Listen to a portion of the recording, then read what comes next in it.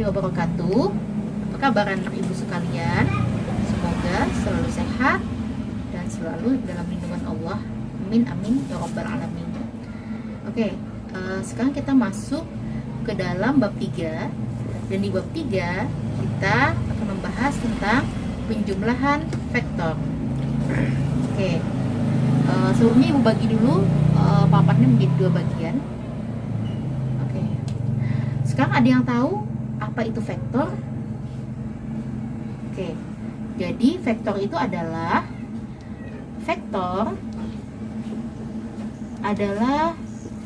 besaran yang memiliki nilai dan arah. Oke, ibu garis bawahi nilai dan arah. Jadi vektor adalah sebuah besaran yang dia memiliki nilai dan juga arah. Sekarang contohnya bagaimana? Contohnya Budi mendorong meja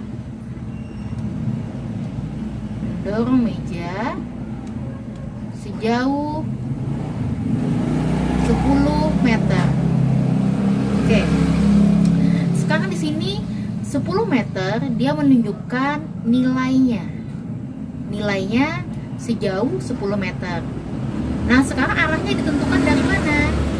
Arahnya kita lihat dari di sini 10 meter bertanda positif. Maka kita sepakati bahwa kalau dia positif arahnya ke kanan, kalau arahnya negatif, kalau dia bertanda negatif arahnya ke kiri. Nah, karena di sini positif, maka arahnya ke kanan atau posisinya. Tadi contoh dalam keseharian kita yang menunjukkan tentang besaran vektor. Sekarang kalau contoh besaran vektor di dalam fisika, contoh besaran vektor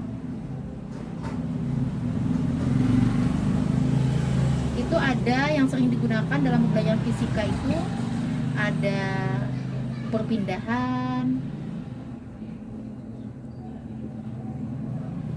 kemudian ada kecepatan, ada percepatan,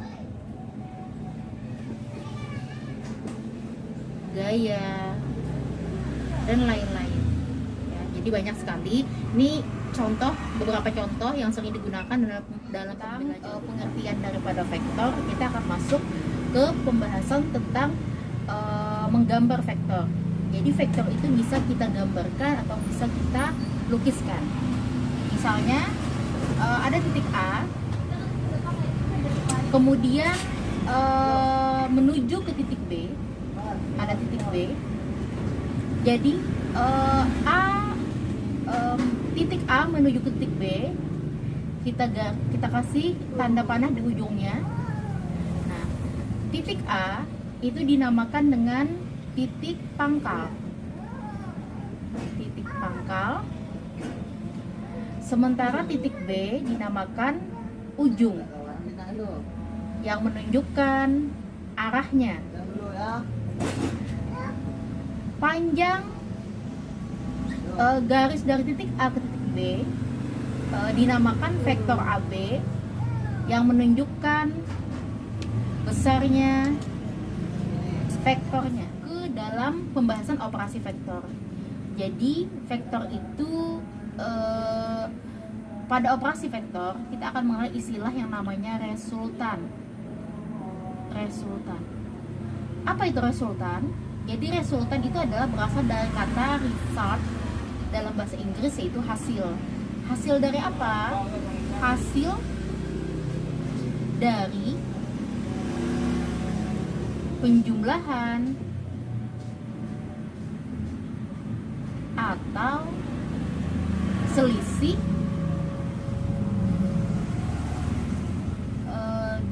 dua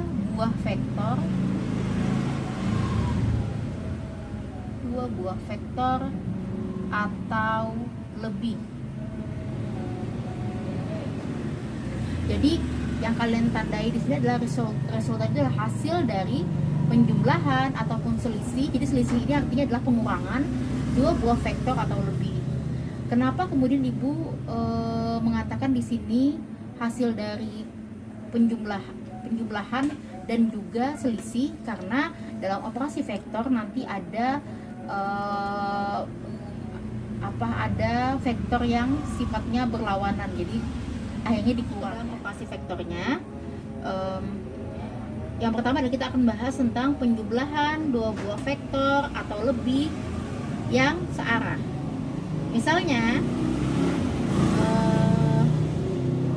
Misalnya di sini Bu ambil contoh vektor F1 sebesar 2 Newton. Kemudian ada vektor lagi F2 3 Newton. Kemudian ada pertanyaan, berapakah besarnya vektor resultan? Jadi vektor resultan itu adalah dari titik awal ke titik akhirnya. Jadi dari sini ke sini vektor resultan. Jadi karena dia searah, maka kita jumlahkan F1 plus F2 sama dengan 2 tambah 3, 5. Itu pembahasan penjumlahan dua buah vektor atau lebih yang berlawanan arah. Misalnya di sini ada vektor, misalnya vektor A, ya. Vektor A misalnya 10 meter. Kemudian dia membalik arah,